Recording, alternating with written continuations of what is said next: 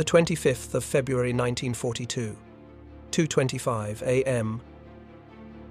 Los Angeles. Air raid sirens scream across the city. Searchlights pierce the night sky. Anti-aircraft batteries open fire, 1,400 rounds of ammunition exploding into the darkness above America's second-largest city. The target? Unknown. No wreckage. No bodies. No enemy aircraft ever identified. Just one photograph. A mysterious object caught in the searchlights, suspended, hovering. Impossible. 3 years later, halfway around the world, American bomber pilots over Germany report the same thing. Glowing spheres following their aircraft, moving at impossible speeds, defying physics. They called them Foo Fighters. Were they Nazi secret weapons, atmospheric phenomena, or something else entirely? Tonight, we're investigating World War II's greatest UFO mysteries. Events witnessed by thousands, documented by military officials, and covered up for decades. This is Voices from WWII, and what you're about to discover will change how you see the war and the skies above us. Before we dive in, hit that subscribe button. What you're about to hear remained classified for years. Military witnesses were silenced, documents were buried, but we're bringing the truth to light. Subscribe and turn on notifications because Voices from WWII uncovers the secrets they didn't want you to know. It's late February 1942. America is terrified. Just 79 days earlier, Japan attacked Pearl Harbor. The Pacific Fleet lies in ruins.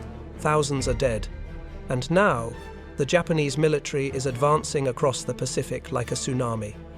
Americans on the West Coast sleep with one eye open. Invasion seems inevitable. Los Angeles, Hollywood, beaches, oil refineries, it's a prime target. Everyone knows it. The military knows it. And on the night of February 24th, their worst fears seem realized. Around 7 p.m., naval intelligence in Los Angeles receives a warning. Enemy aircraft approaching from the ocean. Radar operators report unidentified objects 120 miles west of the city. At 2:15 a.m., air raid sirens wail across Los Angeles County. Searchlights snap on, sweeping the sky.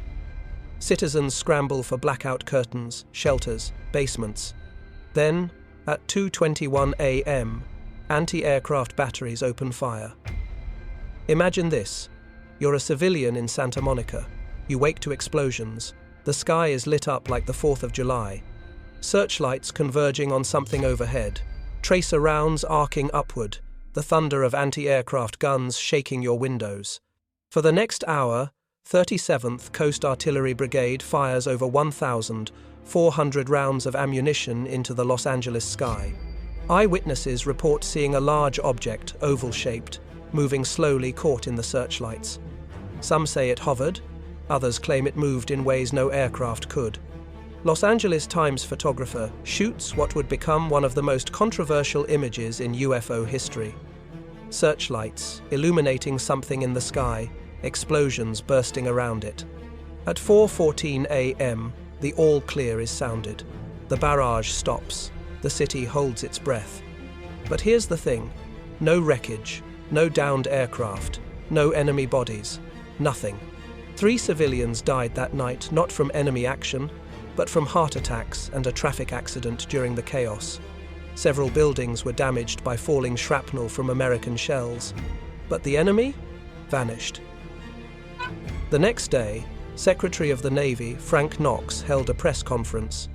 His statement, "It was a false alarm. War nerves." But Secretary of War Henry Stimson contradicted him. As many as 15 unidentified aircraft were involved. Which was it? False alarm or real attack? The military couldn't agree.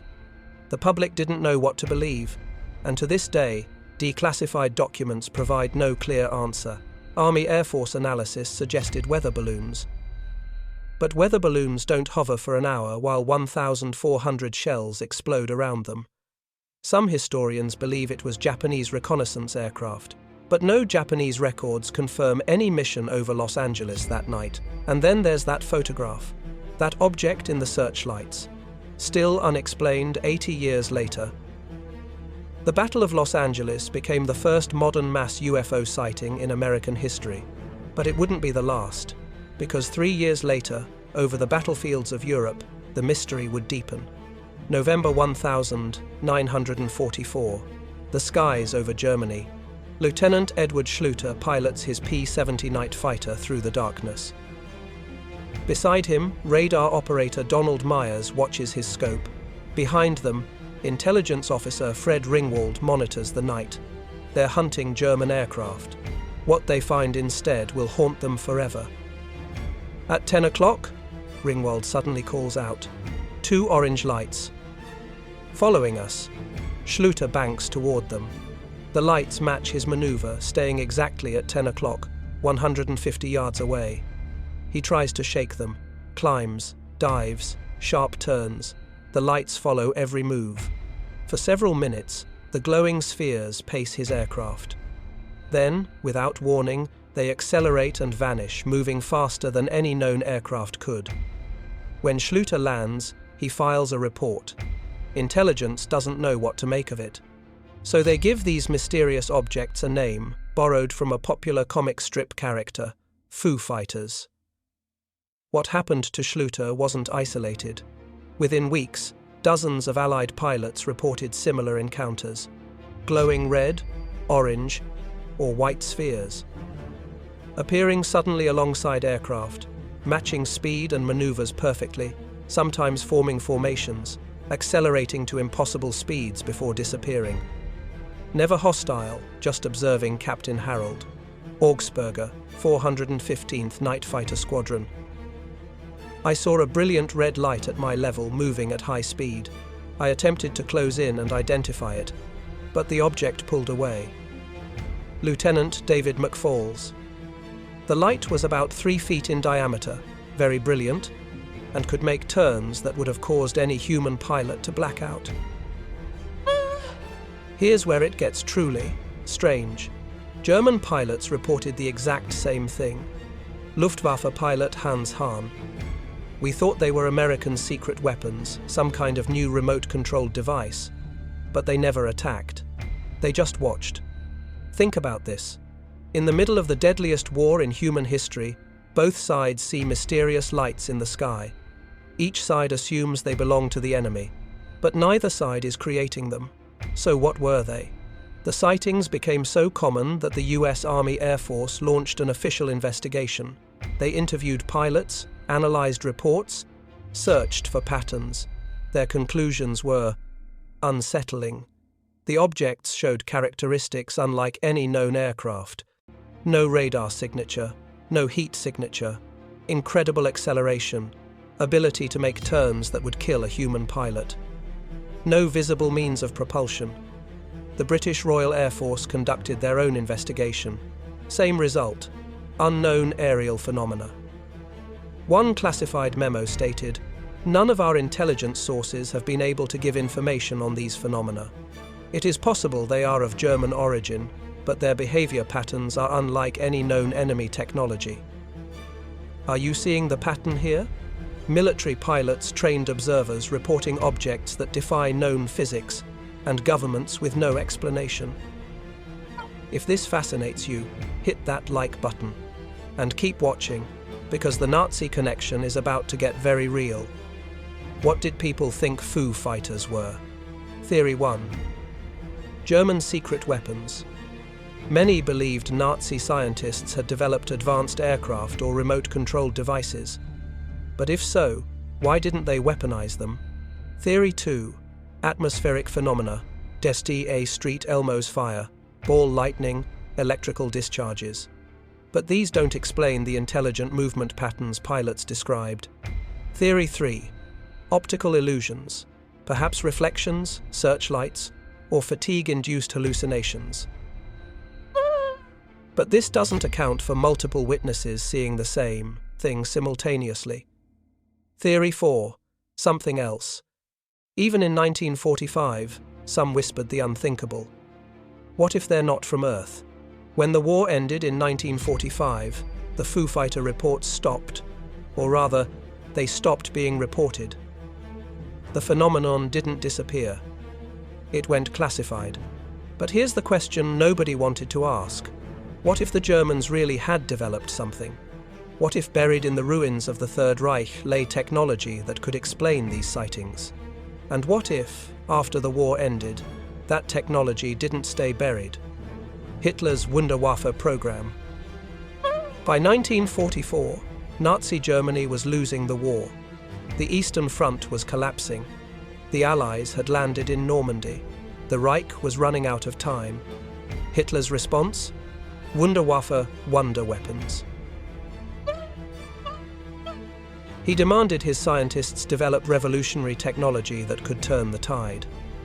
And they tried. God, how they tried.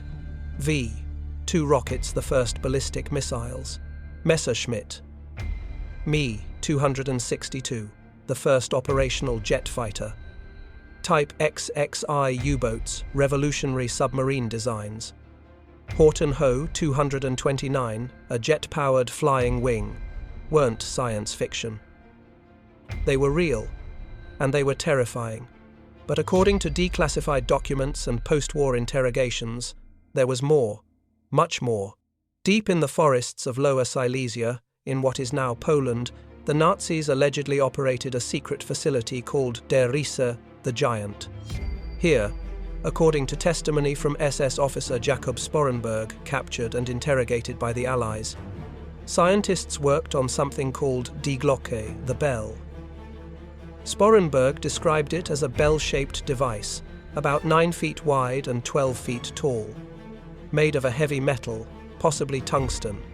When activated, it allegedly glowed and produced strange effects: disruption of electrical equipment, death of nearby plants and animals, and reports of workers dying from radiation-like exposure. What was its purpose? Accounts vary. Anti-gravity propulsion, time manipulation, experiments, energy weapon research, interdimensional portal attempts. Yes, really. Here's the problem. Physical evidence is scarce. The facility was destroyed before Soviet forces arrived. Documents were burned, witnesses disappeared. But we know this. Nazi Germany absolutely did pursue exotic physics research. The Kaiser Wilhelm Institute worked on nuclear fission. Scientists experimented with anti-gravity theories. SS-funded projects explored fringe science. Were they successful? That's the billion-dollar question. What we know for certain: after the war, the United States and Soviet Union raced to capture German scientists and their research. Operation Paperclip brought over 1,600 German scientists, engineers, and technicians to America. Some were brilliant, some were war criminals. All had knowledge. Wernher von Braun, former SS officer, V-2 rocket designer, became the father of NASA's space program. Others worked on classified projects. Their research remains classified to this day. Could Nazi research explain Foo Fighters? Consider this timeline. 1943 to 1944. Foo Fighter sightings begin. 1944 to 1945. Reports intensify over Germany. May 1945. War ends. Sightings stop in Europe. 1945 to 1946. Operation Paperclip transfers Nazi scientists to the US. 1947. Modern UFO era begins with the Kenneth Arnold sighting. Coincidence? Maybe. Or maybe something developed in Nazi laboratories didn't die with the Third Reich. Maybe it was transported, studied, replicated. Most serious historians dismiss Die Glocke as Cold War disinformation or post-war mythology. There's no hard evidence, no blueprints, no verified photographs. The atmospheric phenomena explanation remains most likely for Foo Fighters, Street Elmo's fire, ball lightning, or even pilot fatigue causing misidentification of ordinary objects. But that doesn't explain everything. It doesn't explain the organized formations, the intelligent movement, the reports from both sides of the war. Whether Die Glocke was real or not, one thing is certain. The technology race that began in World War II didn't end in 1945. It went underground. And the questions it raised about what's possible, what's being hidden, and what's watching us from the skies, those questions are still being asked today. 1947. 2 years after the war ends. Kenneth Arnold, a civilian pilot, reports seeing 9 disc-shaped objects near Mount Rainier, Washington. He describes their movement as like saucers skipping on water. The press coins a new term, flying saucers. Within weeks, hundreds of similar reports flood in. The military can't ignore it anymore. The US Air Force establishes Project Sign, the first official government investigation into UFOs. Then, Project Grudge. Then, in 1952, Project Blue Book. Over the next 17 years, Project Blue Book investigates over 12,000 UFO reports. Their conclusion? Most can be explained. Weather balloons, aircraft, planets, psychological factors. But 701 cases remain unidentified. Here's what's fascinating. Project Blue Book files contain numerous references to wartime sightings. They reviewed Foo Fighter reports, analyzed the Battle of Los Angeles, interviewed World War II veterans. One declassified memo states, "The similarity between current UAP reports and wartime Foo Fighter sightings cannot be dismissed. The technology, if human-made, would represent a quantum leap in aeronautical engineering." By the 1952, Cold War paranoia gripped both superpowers. Secret weapons programs proliferated. Experimental aircraft filled restricted airspace. Many UFO sightings during this era were likely classified military projects. U-2 spy planes, SR-71 Blackbird prototypes, early stealth technology tests. The government had incentive to neither confirm nor deny UFO reports. Let people think it's aliens that's better than revealing classified programs. But what about the sightings that didn't match any known program?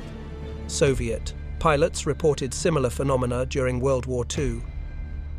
Post-war investigations into atmospheric anomalies, coordination with Eastern Bloc countries to track unusual aerial activity.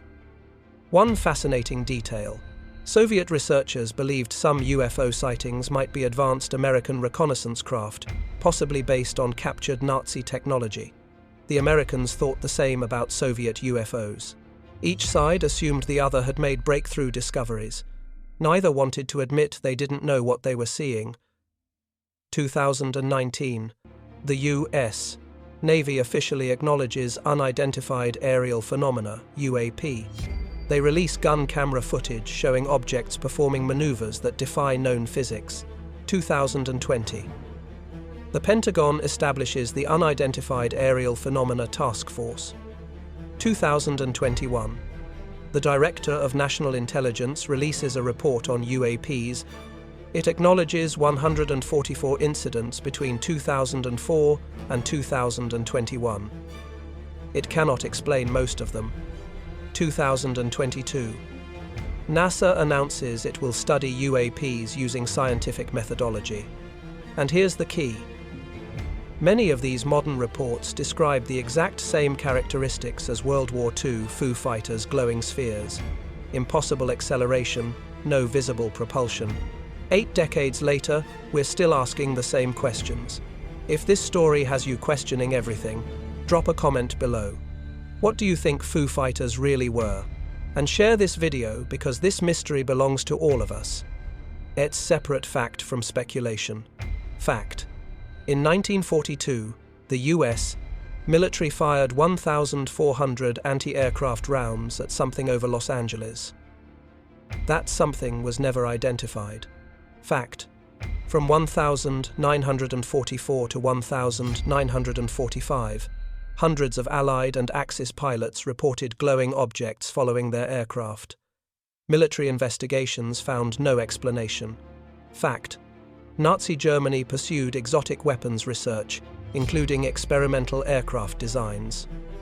Fact: after the war, both the US and USSR recruited Nazi scientists and classified their research. Fact: UFO, UAP sightings continue to this day, with official government acknowledgement. What we don't know. What these objects actually are. Theory 1. Natural phenomena. Ball lightning, plasma formations, atmospheric electrical effects we still don't fully understand. Wartime stress and fear amplified ordinary sightings into extraordinary reports. Strengths: requires no exotic technology.